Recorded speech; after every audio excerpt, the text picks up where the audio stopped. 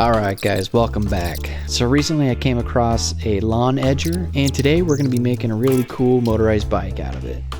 And the motor's off. So obviously this frame is going to need a little bit of adjustment. I'm trying to be as indestructible as possible.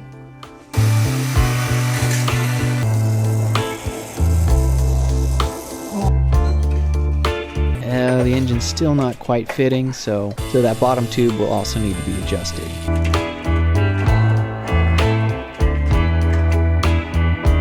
So I need these to be closer together so I can weld them. I'm just going to use a set of these guys.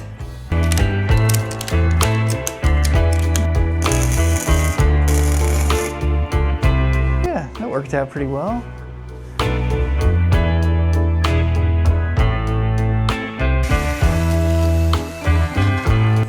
Definitely feels weird just burning a classic bike like this, but what are you gonna do, huh?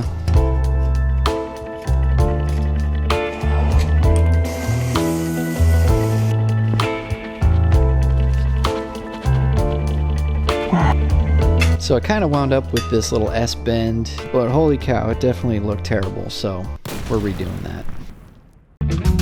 I also really wanted to use the original air filter, mostly for looks, so I made a little adapter bracket, and then it fits right over the intake of the carburetor. And then this little nut that I'm burning into the bracket is compatible with the original air filter's fastener screw thing. This goes on top, and then that little bolt that we burnt in there, that's our screw for this. I put slits on here so that it should be able to be clamped. Oh, that is way better. Okay, so now we're going to be working on the jack shaft, and this is where the old frame comes in. Yeah, for the jack shafts, I'm going to be using the existing PTO or propeller shaft, whatever you want to call it, from the edger.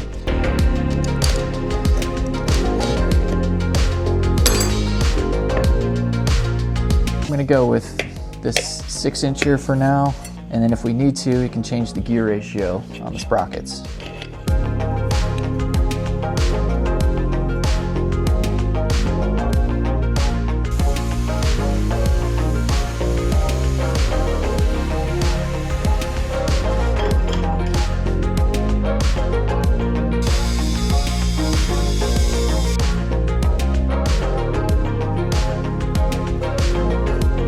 Okay, you can kind of see why I needed to do that. Now the chain will clear the frame, so I had to bend that leg out a little bit.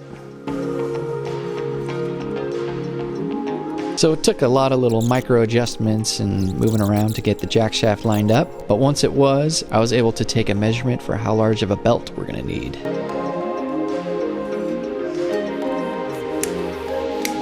Probably do is go on Amazon, buy 40-inch, 41-inch, and 39-inch, and then I have extra belts. So since we're doing a belt drive, I need a tensioner, and that's going to act as our clutch. I think what I can do is just steal this whole mechanism right here, and this will be our clutch.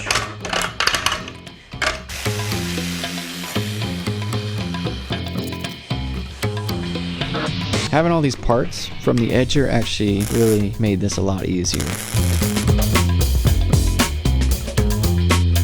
So this mechanism is actually meant to push this way, and so that's where you get more change in distance. But if you have it in line with the handle, I may be getting ½ an inch of height difference.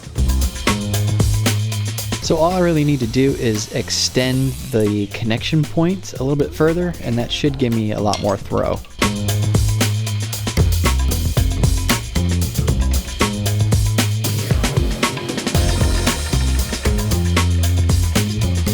Hopefully that gives us enough tension on the belt. So I'm going to jump around again to a few more things. Right now we're going to do the exhaust. Yes, there we go. We're going to use this galvanized pipe and some flanges that I cut out, and hopefully just make our own custom exhaust.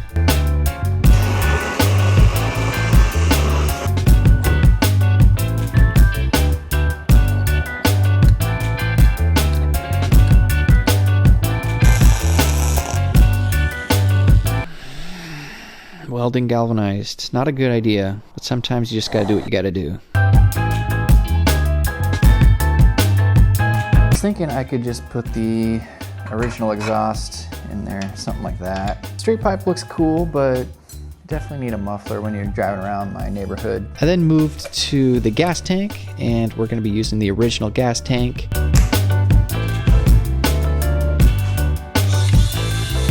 I just have to modify it a little bit to accommodate a petcock.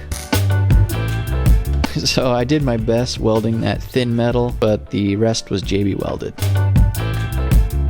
Again, just jumping around to a bunch of different stuff. Now we moved on to the pedals. They had to be bent outward to avoid, well, everything. This is 100% 3D printed stainless steel. Look at that. Oh, that is so cool. You gotta sand down this surface. It's kind of got that 3D print artifact where it's kind of pebbly. It's got a little texture to it, so I gotta sand that down. This side's pretty good, but I'm gonna still sand it just so our gasket has an ideal surface.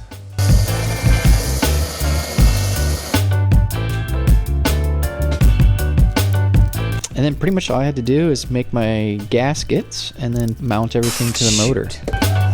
Not the prettiest thing in the world. That should work.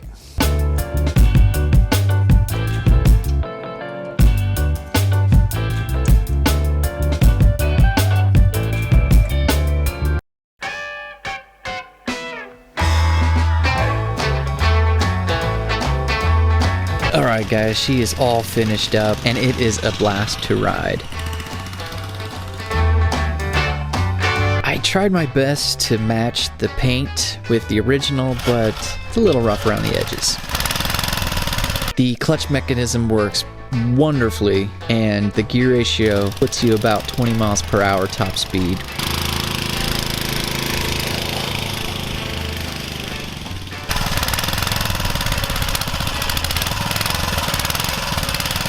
It definitely makes you feel like you're riding one of those old 1920s Harleys. But guys, I haven't been fully transparent with you. When I bought that bike, it actually came with a pair of two. So I can't just motorize one of them. Big Blue here was constructed pretty much the exact same way, except I didn't need to mess around with the frame as much. Oh, and of course, we gotta straight pipe it.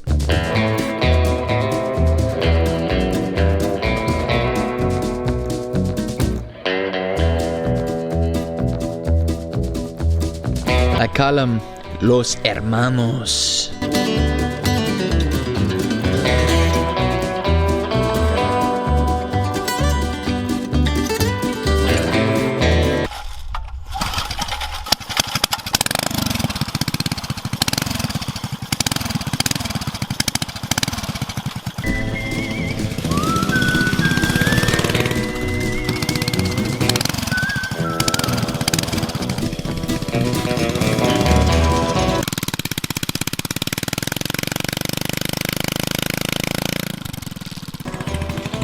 Again, these bikes are running so smooth and they're just so chill to ride.